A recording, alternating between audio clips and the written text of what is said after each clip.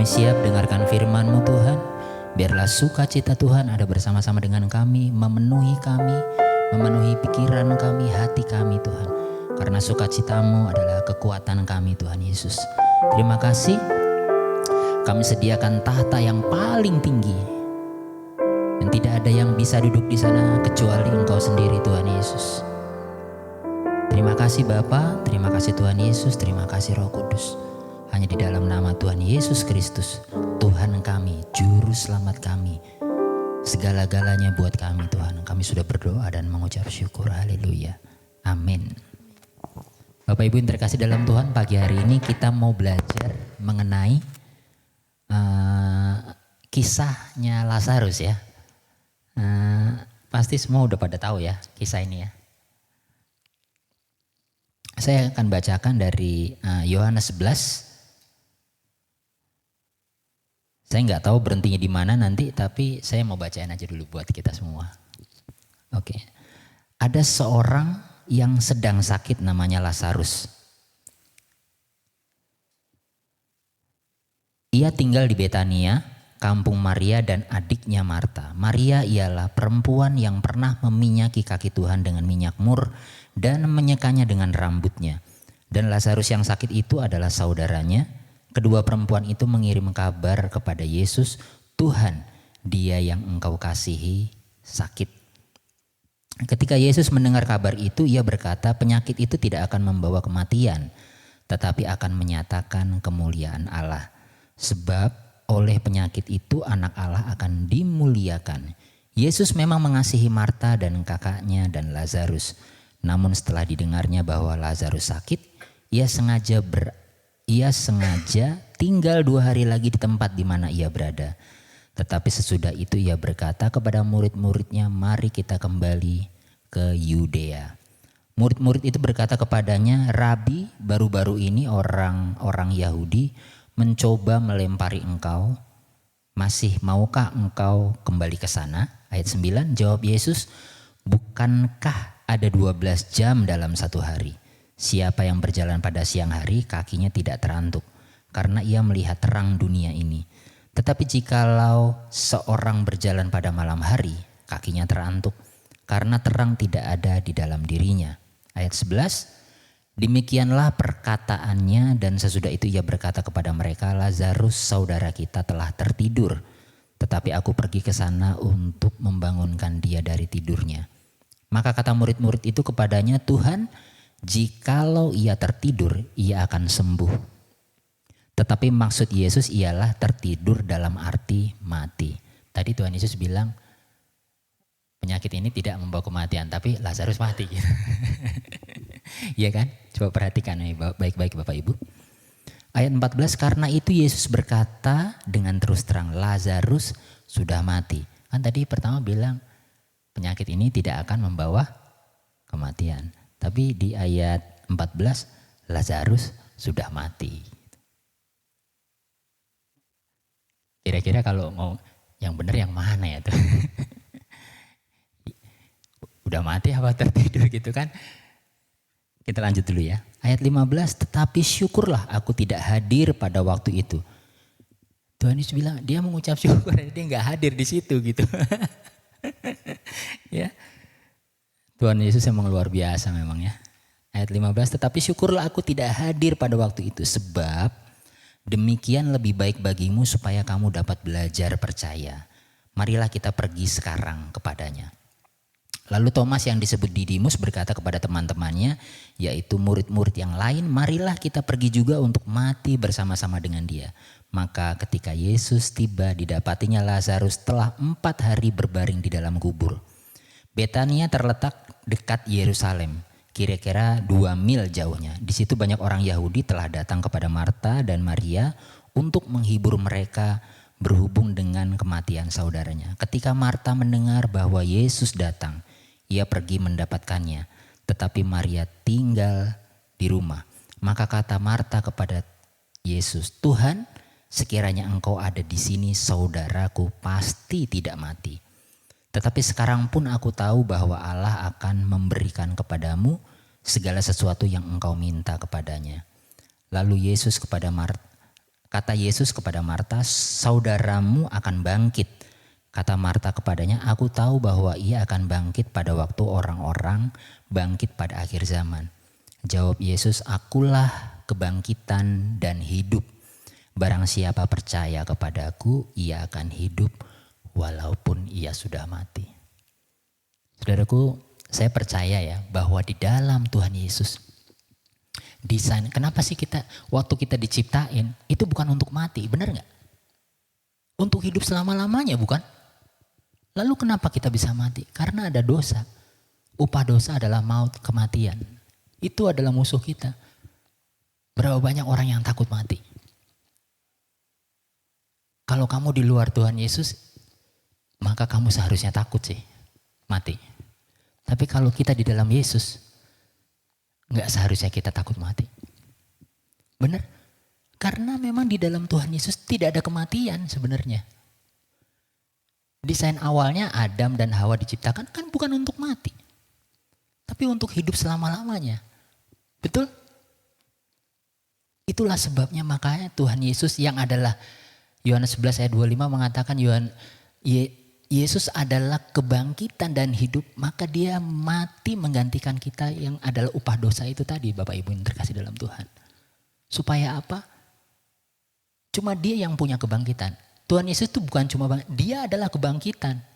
Dia bukan cuma memiliki kebangkitan, power untuk bangkit, tapi dia adalah kebangkitan itu sendiri. Dia bukan hanya bisa memberikan kehidupan buat yang mati, membangkitkan Lazarus. Dia bukan cuma membangkitkan Lazarus, tetapi dia adalah sang hidup itu sendiri, gitu.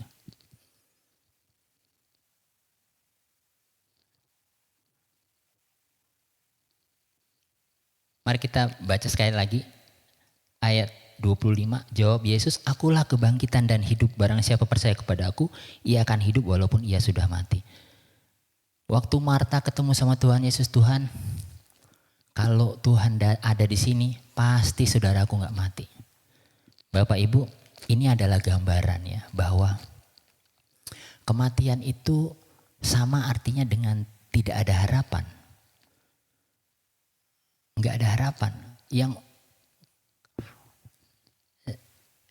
kita mungkin udah berusaha dengan sekuat tenaga kita ya. Misalnya sakit gitu ya, pergi ke rumah sakit, treatment ini, treatment itu. Tapi tetap kematian itu akan menghampiri kita. Dan memang di dalam kematian tidak ada harapan lagi. Ini Lazarus sudah mati 4 hari. Kata Marta, dia udah bau Tuhan. Waktu Tuhan Yesus suruh, kalau kamu percaya, Marta itu masih gini, menganggap Tuhan Yesus, kalau Tuhan Yesus ada, pasti Lazarus gak mati, pasti dibangkitin, pasti sembuh gitu. Dia gak mengenal Tuhan Yesus bahwa Yesus adalah kebangkitan dan hidup. Jadi mau Lazarus mati seminggu, 2 minggu, 3 minggu, Tuhan Yesus tetap bisa bangkitin Lazarus. Dan yang luar biasa adalah Tuhan Yesus bukan cuma membuktikan dia mampu membangkitkan Lazarus.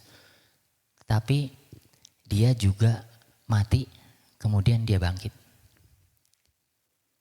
Dan gak ada satupun manusia yang bisa setelah mati dia bangkit gitu ya, gak ada. Cuma Tuhan Yesus sendiri gitu. Cuma Tuhan Yesus ya. Kuburnya udah kosong. Kebangkitannya itu membuat kita bisa bersyukur gitu hari ini gitu. Hidup kita jadi punya makna, Bapak Ibu yang terkasih dalam Tuhan.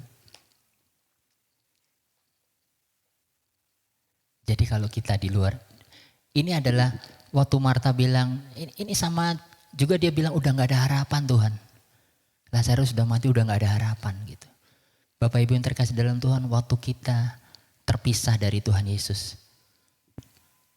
Ketika buah itu dimakan sama Adam ya. Keterpisahan dari Tuhan itu memang gak ada harapan ketika kita terpisah dari Tuhan. Itulah makanya sebabnya Tuhan Yesus datang ke dunia. Dia mati, dia bangkit. buat kita.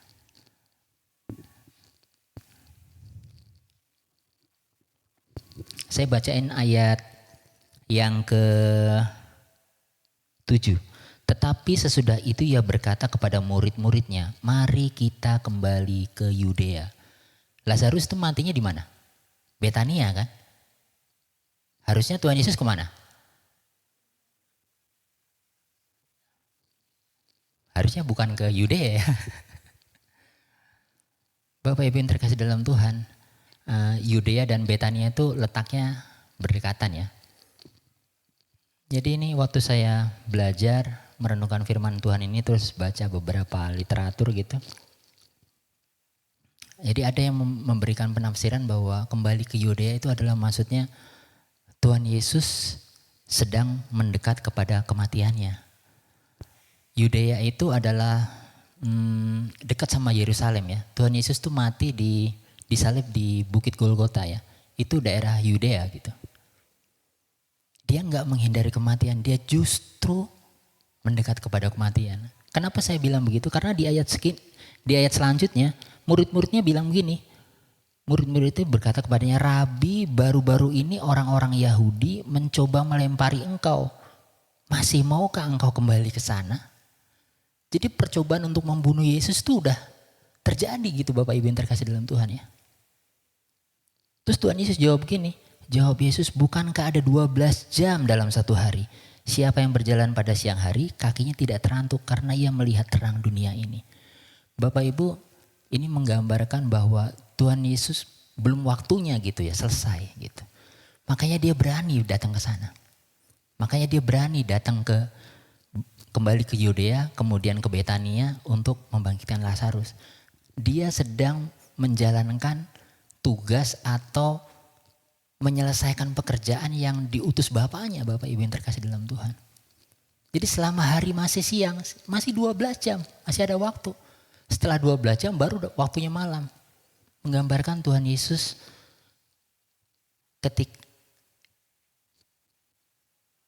ketika masih ada siang itu ya 12 jam itu, dia masih mengerjakan pekerjaan-pekerjaan Bapaknya sampai selesai gitu. Mudah-mudahan saya bisa mendeliver ini dengan baik gitu ya. Karena saya juga masih belajar gitu. Tiap kali sharing firman Tuhan, saya selalu deg-degan gitu Bapak. Jadi saya terus belajar gitu ya. Tapi saya ingat kesaksiannya Dio, katanya jangan batasin Tuhan gitu kan. Jadi kalau saya ingat Musa itu dia bilang waktu kamu bawa bangsa Mesir keluar dari bangsa Israel keluar dari Mesir gitu ya. Aku ini orangnya nggak bisa ngomong Tuhan, keluh gitu. Jadi justru itu karena kamu nggak bisa ngomong, tak pakai kamu gitu kan. Justru kadang-kadang orang yang suka bilang aku nggak bisa ngomong, nah itu tuh sasarannya Tuhan itu. Ada sukacita di tempat ini Bapak Ibu yang terkasih dalam Tuhan. Amin. Jadi kematian tanpa Kristus itu adalah keterpisahan dengan Tuhan Yesus itu adalah satu keadaan yang tanpa harapan. Kematian kekekalan. Bapak Ibu, tidak ada satupun manusia di planet bumi ini ya yang bisa menghindari kekekalan, benar gak? Cuman problemnya, masalahnya adalah bagaimana kita menghabiskan kekekalan itu gitu. Kita menghabiskan kekekalannya bersama Tuhan Yesus atau tidak bersama dengan Tuhan Yesus gitu. Kita kadang terlalu peduli dengan hal-hal yang nantinya akan habis, tapi hal-hal yang sifatnya kekekalan kita nggak peduli sama sekali gitu. Dan orang itu adalah saya gitu. Waktu saya belajar firman Tuhan ini betapa yang Tuhan Yesus itu mampu membangkitkan semua aspek kehidupan yang mati di dalam kehidupan kita. Apakah itu rumah tanggamu, apakah itu bisnismu, apakah itu pelayananmu, apakah itu relationship kamu gitu ya. Bisa. Tapi lebih dari semua itu semua tuh akan berhenti, benar gak? Yang gak berhenti itu adalah kehidupan kekal di surga bersama dengan Tuhan. Kenapa kita gak jauh lebih peduli kepada itu? Justru karena kita punya perspektif kekekalan gitu ya. Kita akan bekerja dengan sebaik-baiknya seperti kita bekerja untuk Tuhan. Kita akan melayani dengan sebaik-baiknya karena kita tahu siapa yang kita layani gitu. Kita akan mengurus orang tua kita dengan sebaik-baiknya karena itu adalah memang firman Tuhan mengatakannya seperti itu juga gitu. Kita jadi saling mengasihi gitu kan. Karena cara pandang kita cara pandang kekekalan gitu Bapak Ibu yang terkasih dalam Tuhan. Saya mau ulangin sekali lagi bahwa keterpisahan dengan Bapa, keterpisahan dengan Tuhan Yesus gitu ya. Itu seperti kematian. Marta bilang, kalau aja Tuhan ada di sini, pasti saudaraku nggak mati gitu. Dia udah putus harapan gitu ya. Dia nggak lihat Tuhan Yesus bisa bangkitin. Makanya Tuhan Yesus bilang, akulah kebangkitan dan hidup. Dia ngomong sama Marta, Marta, aku ini kebangkitan dan hidup. Siapa yang percaya kepada aku, dia tidak akan mati walaupun dia sudah mati gitu. Jadi Bapak Ibu yang terkasih dalam Tuhan, kita ini semua ini ya harusnya apa? Harusnya mati kan? Karena kita semua berdosa gitu. Coba di sini ada yang berani angkat tangan, siapa yang gak berdosa? Gak ada, tapi puji Tuhan hari ini Tuhan Yesus menyatakan buat kita semua ya. Buat saya, buat kita semua, buat teman-teman semua gitu ya. Buat Bapak Ibu yang terkasih dalam Tuhan semua, akulah kebangkitan dan hidup gitu. Bapak Ibu saya yakin dan percaya ya bahwa waktu kita punya mindset ini, kita punya punya cara berpikir ini, cara berpikir kekekalan ya. Maka lambat laun, perlahan-lahan kita akan hidup seperti Tuhan Yesus hidup. Karena waktu Tuhan Yesus datang ke dunia, dia cuma mengerjakan satu hal saja, kehendak Bapanya. Kita mau gak dalam hidup kita mengerjakan kehendak Tuhan. Tapi gak terpaksa gitu loh. Gak. Misalnya pelayanan gitu ya. Jadi singer ya, oh jangan gue dulu lah, yang lain aja dulu. Jadi kursi bidara, jangan gue, misalnya udah. Atau, jadi gak terpaksa gitu loh. Kita melayani itu dengan hati yang senang gitu, dengan hati yang bersuka cita. Kita melayani anak kita di rumah, kita melayani suami kita di rumah gitu. Ini buat yang udah nikah ya, saya udah nikah gitu ya. Apa namanya? Kalau di rumah itu kadang misalnya istri saya baru pulang kerja gitu misalnya nih. Tapi ini udah pernah terjadi juga sih. Saya kayaknya kepengen kopi nih. Padahal istri saya baru pulang kerja. Mah tolong bikinin kopi. Istri saya kayak ditekuk gitu mukanya. Lu kagak tahu apa gue baru pulang. Itu Bapak Ibu yang terkasih di dalam Tuhan. Nih saya cuma mau kasih tahu bahwa melakukan kehendak Bapa itu enggak mudah, tapi waktu kita punya prinsip ini nih, punya mindset kekekalan gitu ya. Ini yang mau kita kerjain gitu. Ini yang akan kita mau habiskan di kekekalan. Amin enggak Bapak Ibu yang terkasih dalam Tuhan? So, saya enggak bilang bahwa wah enggak usah peduli, enggak usah cari uang. Justru karena kita punya mindset ini ya, punya perspektif kekekalan ini ya. Kita kerjanya jadi kerja yang benar. Kita nggak mau curang gitu kan. Waktu disuruh korupsi atau curang kita nggak mau. Karena kita benar-benar punya mindset ini gitu Bapak Ibu yang terkasih dalam Tuhan. Dan kita semakin hari bertumbuh kepada keserupaan dengan Tuhan Yesus gitu.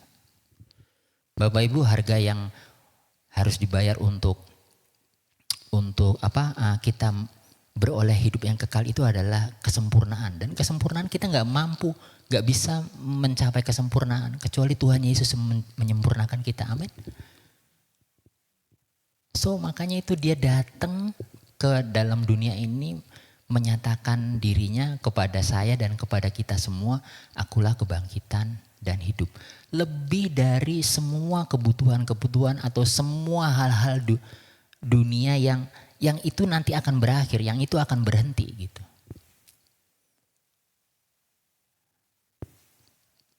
Karena saya percaya kita bangkit bersama-sama dengan Kristus. Amin. Kita mati bersatu dengan kematiannya. Paulus menulis itu gitu di kitab Roma ya. Mungkin bisa dicari kalau misalnya saya nggak siapin itu. Dan kita juga bangkit bersatu dengan kebangkitannya Bapak Ibu yang terkasih dalam Tuhan.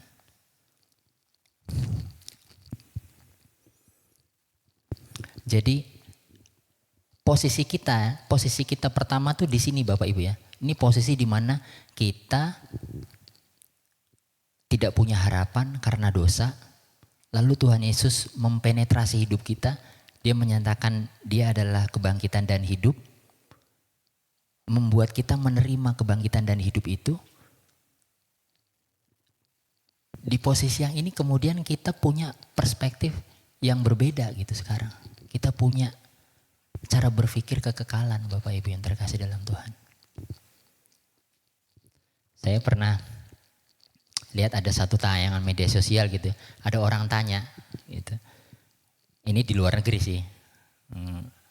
Ditanya, do you believe in Jesus gitu? No, I don't.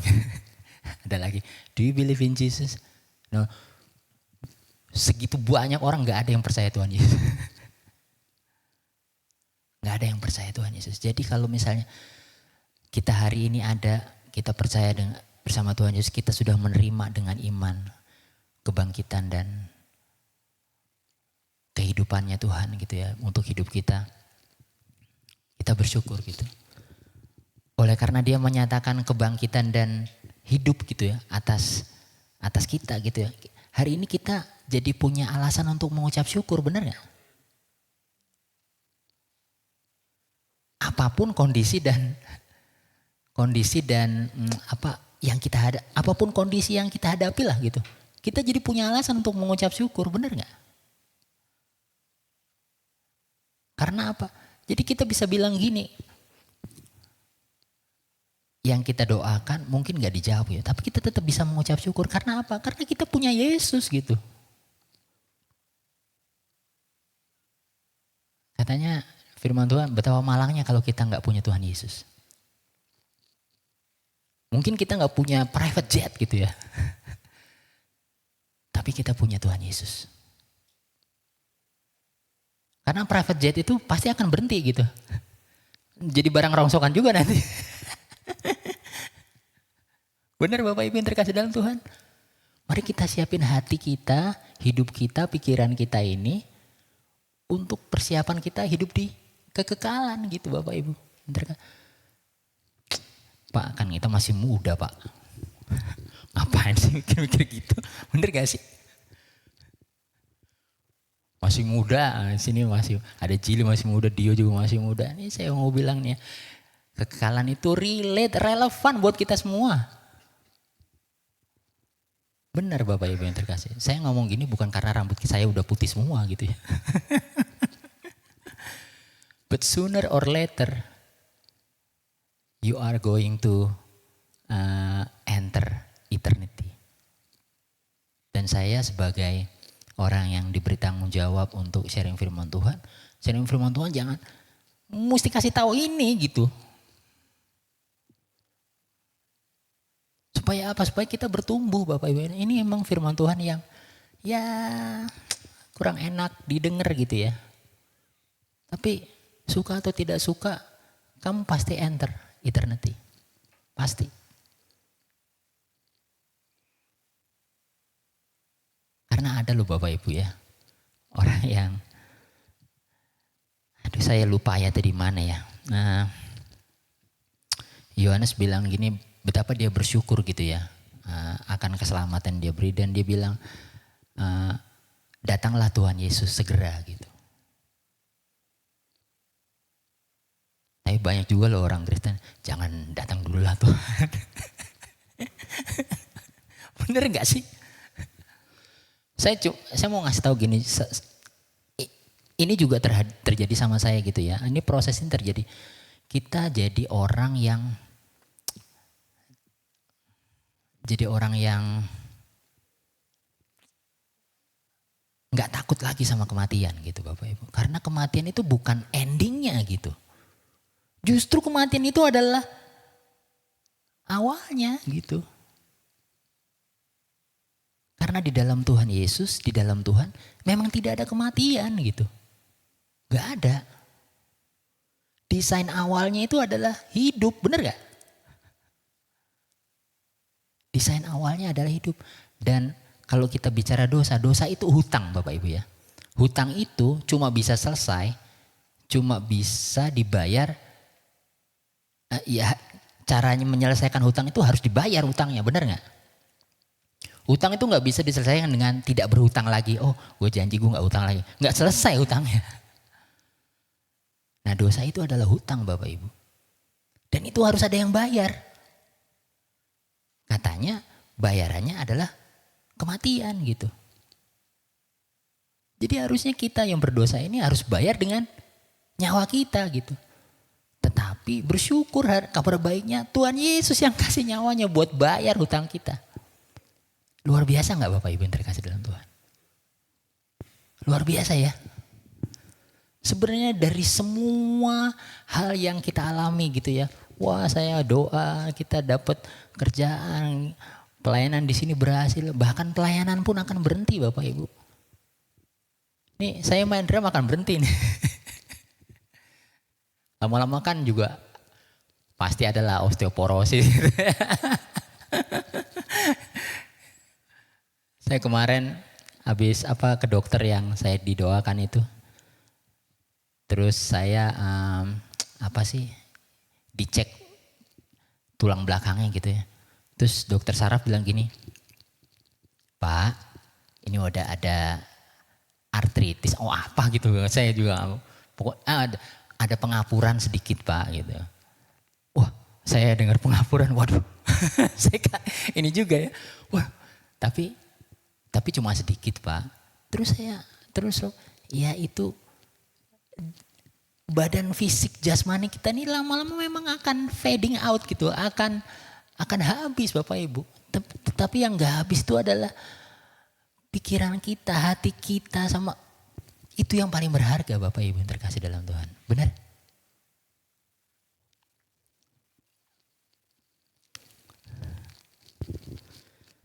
Jadi apa yang bisa kita pelajari dari kisahnya Lazarus ini?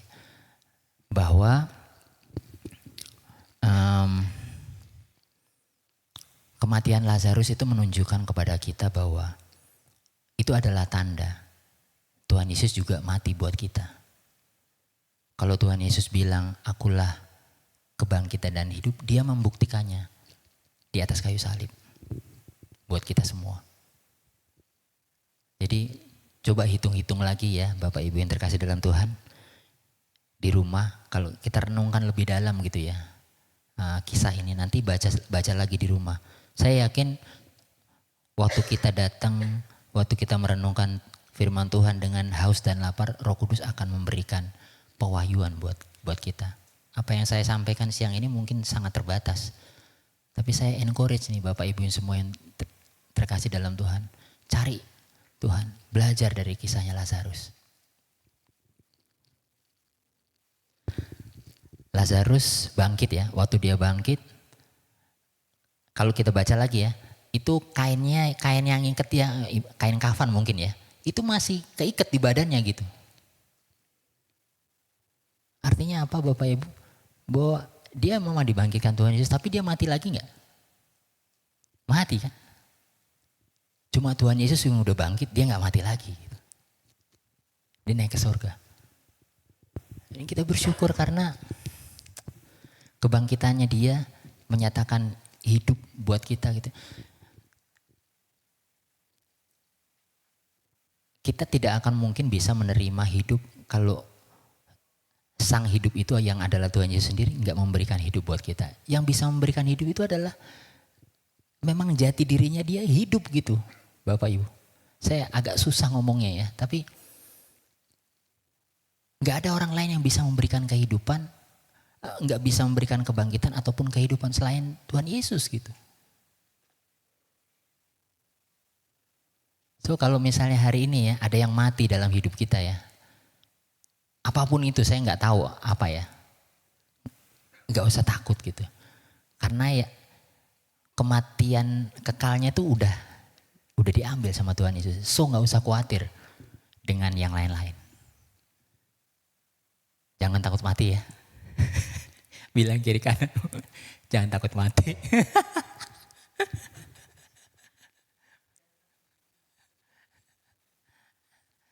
Bapak Ibu yang terkasih, emang ini apa namanya? Satu hal yang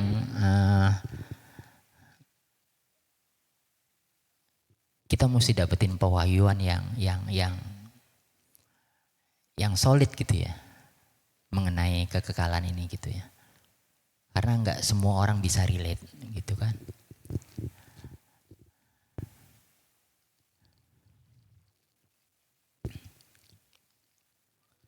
Saya lanjutin di ayat ke-26. Masih di Yohanes 11 ayat 26. Dan setiap orang yang hidup dan yang percaya kepadaku tidak akan mati selama-lamanya. Percayakah engkau akan hal ini? Jawab Marta, ya Tuhan, aku percaya bahwa engkaulah Mesias, anak Allah, dia yang datang ke dalam dunia.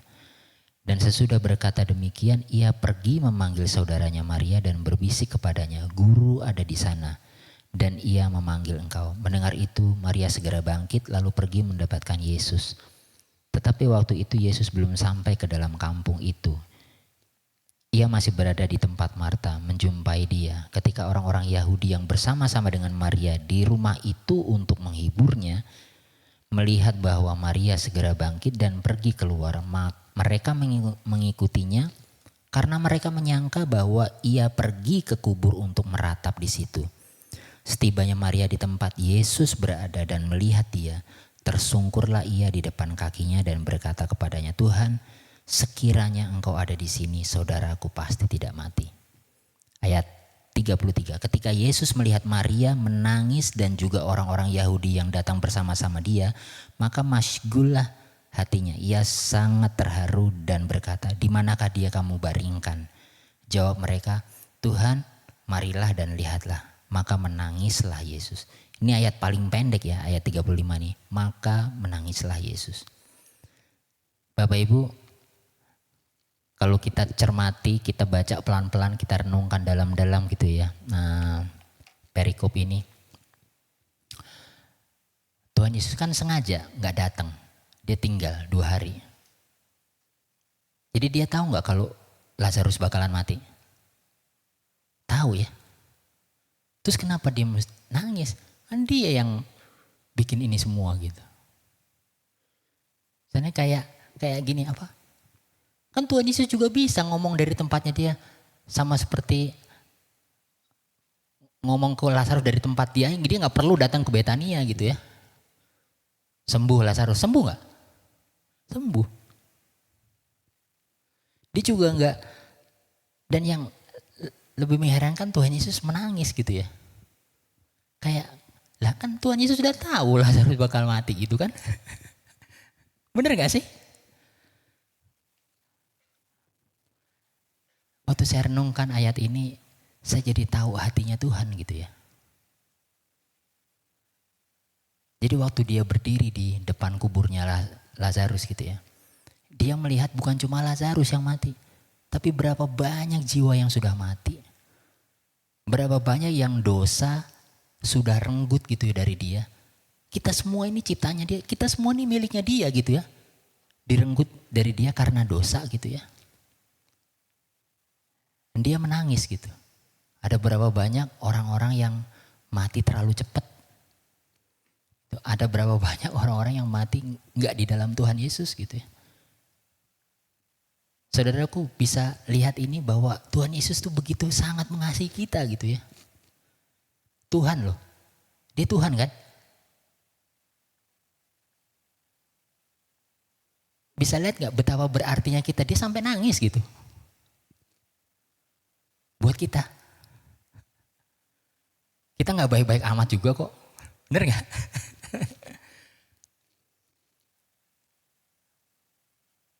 Sampai ada satu ayat ya, kalau ada satu orang bertobat aja ya, satu orang doang bertobat gitu. Satu loh, nggak dua, satu doang. Seluruh sorga itu bersorak-sorak.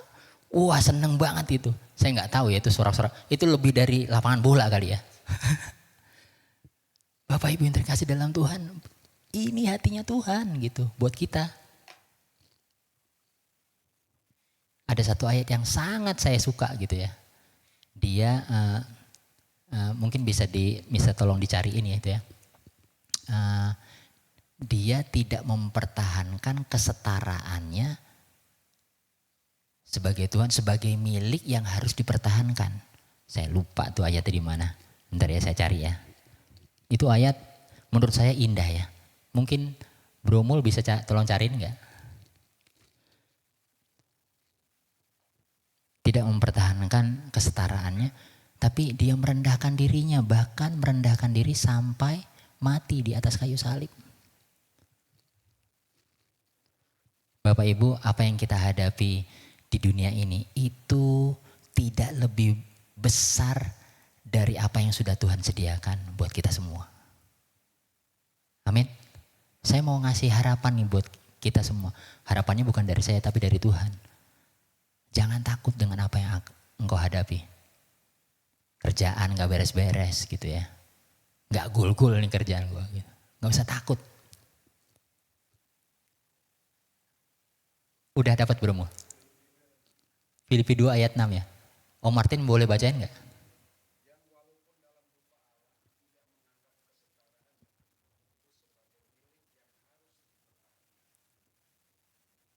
Lanjut.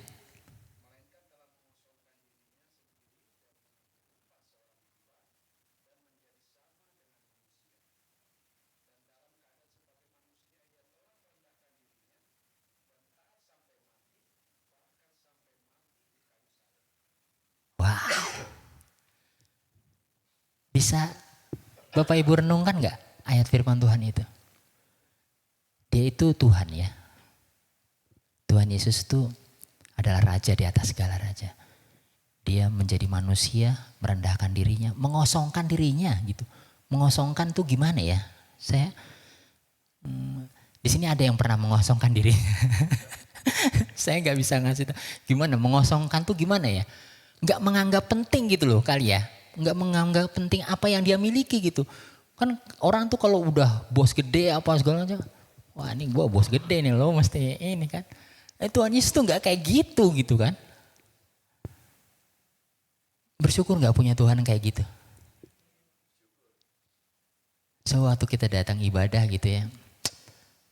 Makanya saya bilang tadi ya tempat paling tinggi, tahta paling tinggi itu cuman dia yang layak gitu loh.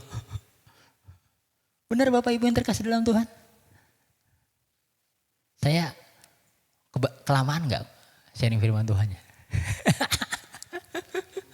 Saya tuh selalu bilang sama Pastor Irfan, boleh nggak kalau misalnya saya sharingnya tuh 20 sampai 30 menit? Nggak boleh 30 menit, 20 menit cepetan. Ya 30 menit lah max gitu ya, atau 45 menit max gitu.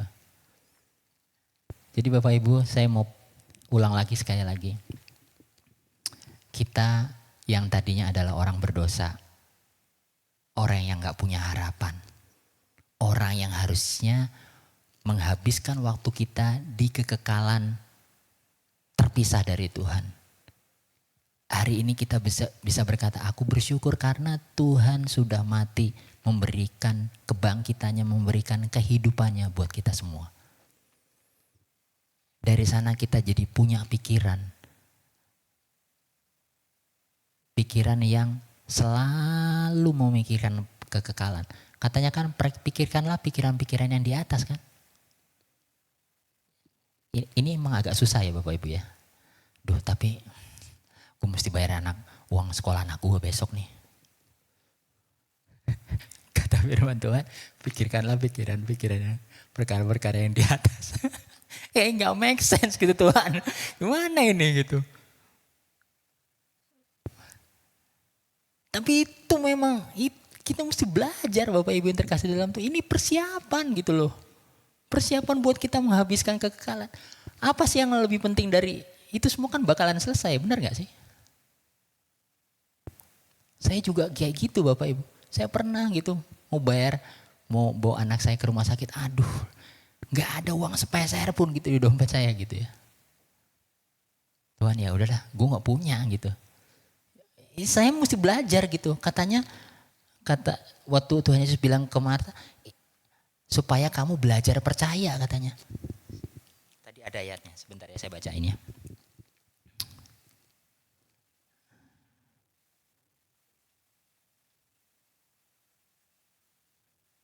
Oke ini, tetapi syukurlah aku tidak hadir pada waktu itu, sebab demikian lebih baik bagimu supaya kamu dapat belajar percaya. Marilah kita pergi sekarang kepadanya. Jadi kalau misalnya Bapak Ibu doanya nggak dijawab, bukannya Tuhan telat, belajar percaya. Di sini yang belajar aljabar, ada nggak pernah belajar aljabar? Atau geometri lah, geometri. Emang sekali lihat langsung bisa? Gak bisa. Saya suka banget geometri. Saya memang suka math gitu ya. Saya memang suka matematika gitu ya. Bahkan saya, dan itu gak gampang belajarnya. Susah gitu. Sama belajar percaya juga gak mudah. Gak mudah kan? Kalau mudah mah gak gampang. Waktu Pastor Ivan bilang kita akan pelayanan di Bali gitu. Saya dalam hati dan pikiran saya, duitnya dari mana ini? Katanya percaya aja gitu. Yang jago belajar percaya Pastor Ivan mungkin ya. Saya ingat waktu waduh kita belum bayar mobil. Mereka berdoa gitu kan. Mana berdoa? Ya dibayar loh mobilnya, masa berdoa. Katanya Tuhan Yesus bilang kita belajar percaya. Susah gak Bapak Ibu yang terkasih dalam Tuhan? Katanya Tuhan Yesus bilang aku bersyukur aku tidak ada di sana. Tuhan itu gak pernah telat. 4 hari Lazarus sudah mati di dalam kubur. Buat Marta, Maria dan orang-orang udah telat, udah gak bisa deh udah gak bisa. Kita sering gitu juga kan sama Tuhan kan. Tuhan udah gak bisa Tuhan, percuma. Bener gak sih? Kita sering gitu. Gak bisa. Tapi Tuhan bilang akulah kebangkitan dan hidup untuk hal yang paling mustahil loh Bapak Ibu ya. Saya masih punya waktu, saya minta waktu 1 menit untuk share ini. Kita buka Yehezkiel 37. Kalau bisa sih ada yang boleh membacakannya buat saya ya. Mari kita lari sebentar ke perjanjian lama gitu ya. Yehezkiel 37. Kalau Lazarus kan ini udah mati 4 hari ya. Kalau mati 4 hari itu masih ada lah. Dagingnya masih ada, rambutnya semua masih ada gitu ya. Ada yang bisa bacain Yehezkiel 37?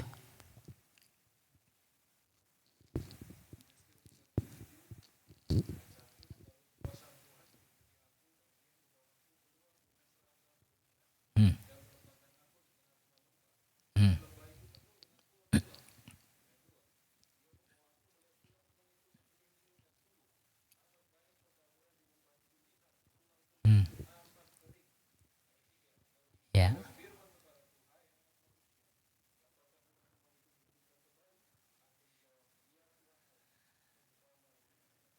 Amin. Bapak Ibu yang terkasih dalam Tuhan, ini orang-orang yang mati terbunuh udah jadi tulang semua. Benar? Udah mati berapa lama kira-kira? Tuhan masih bisa sanggup bangkitin gak? Jadi Bapak Ibu ya ukuran waktunya Tuhan itu udah sangat beda banget lah dengan ukuran waktu kita ya. Kalau kita bilang telat, oh enggak ini enggak telat nih, ini pas. Kita udah sakit-sakit. Katanya, terus akhirnya sembuh juga gitu ya. Pas waktunya. Jadi makin cinta Tuhan Yesus ya. Jadi makin cinta Tuhan. Kalau saya udah ngomong sampai mulut saya kering gitu ya. Tapi kalau misalnya kita nggak jadi tambah jatuh cinta sama Tuhan Yesus, waduh berarti saya gagal gitu ya. Ayo kita hidup makin cinta Tuhan Yesus, benar? Amin. Kalau dia nggak bangkitin, apa yang mati? Dia udah bangkitin yang paling utama kok gitu. Benar? Saya ngelihat perjalanan Pak Denny dan ibunya membesarkan anak-anak mereka ya. Saya amazing gitu, kagum juga gitu. Semoga saya juga bisa kayak gitu ya. Saya mendidik dan membesarkan anak saya cuma satu, mereka 3 loh anaknya. Tante Mensi lebih hebat lagi nih, lebih senior. Saya minta kasih karunia Tuhan supaya saya juga bisa seperti orang-orang hebat ini gitu ya. Saya lihat hidup banyak orang gitu ya yang saya melihat mungkin kita tapi ini kesempatan yang baik untuk kita belajar firman Tuhan sama-sama gitu ya, untuk kita bertumbuh bersama-sama dengan Tuhan. Hari gini Pak mikirin kekekalan Pak. Hari gini ini ekonomi kayak begini, bentar habis ini saya nge-grab lagi mesti ini enggak. Bapak Ibu yang terkasih dalam Tuhan, itu semua pasti akan selesai, bener deh. Kalau nggak sekarang mikirin kekekalannya terus kapan gitu.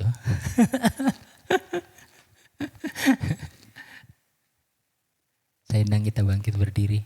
Yuk kita makin cinta Tuhan Yesus ya. Saya encourage gitu untuk kita semua baca lagi di rumah ya kisah Lazarus ini.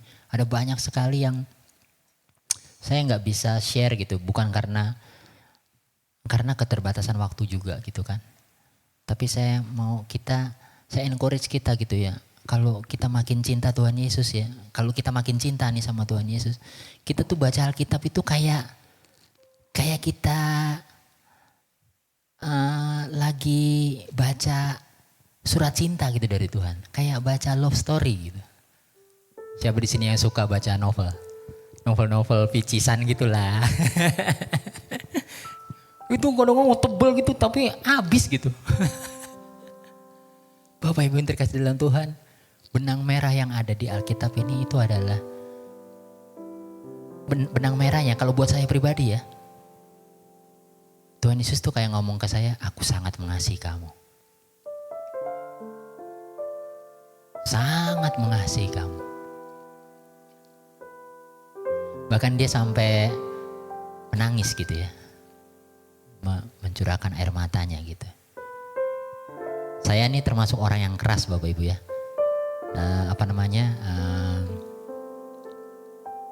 Sebelum Tuhan benar-benar jawab jamah saya gitu ya. Waktu saya SD, SMP, SMA, saya benar-benar orang yang keras gitu. Sampai Tuhan benar-benar menyatakan kasihnya dia dalam hidup saya. Bapak Ibu yang terkasih dalam Tuhan, kita mungkin gak mengalami kasih yang sejati di dunia ini ya. Mungkin dari orang tua kita, mungkin dari siapapun gitu ya. Mungkin dari pasangan kita gitu ya.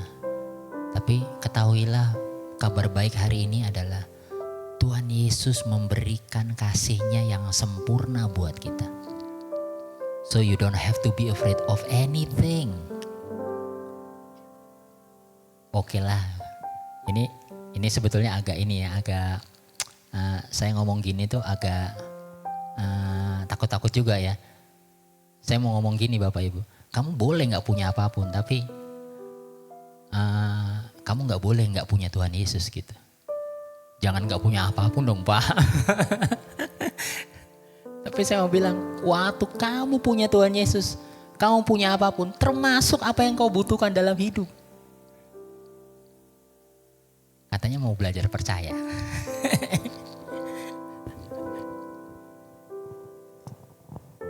Belajar percaya itu gak bisa cuma diucapkan dari mulut aja kan. Mesti dipraktekin kan. Nah prakteknya itu yang susah. Tapi kita mau belajar percaya Bapak Ibu yang terkasih dalam Tuhan ya. Tuhan terima kasih karena Lewat kisah dari Lazarus ini kami melihat Engkau begitu mengasihi kami. Kami mau nyatakan Engkau adalah Bapa yang baik buat kami Tuhan. Tidak ada sesuatu yang jelek, sesuatu yang buruk, sesuatu yang tidak baik yang asalnya dari Engkau. Semua yang jahat itu asalnya dari iblis, bukan dari Engkau Tuhan. Cuma yang baik saja yang datangnya dari Tuhan. Bahkan ketika kami mengalami hal-hal yang tidak baik, Engkau mengubahkannya menjadi kebaikan buat kami Tuhan. Kami bersyukur hari ini karena Engkau masuk ke dunia Tuhan, datang ke dunia Tuhan untuk mati bagi kami Tuhan. Engkau bukan cuma menunjukkan bahwa Engkau mampu membangkitkan Tuhan, tapi Engkaulah kebangkitan itu Tuhan. Engkau bukan cuma mampu memberikan kehidupan Tuhan, tetapi Engkaulah kehidupan Tuhan.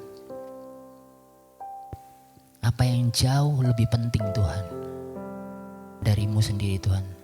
Nothing else matter but you matter Lord Jesus. Engkau berharga Tuhan buat kami Tuhan. Engkau berharga buat kami Tuhan.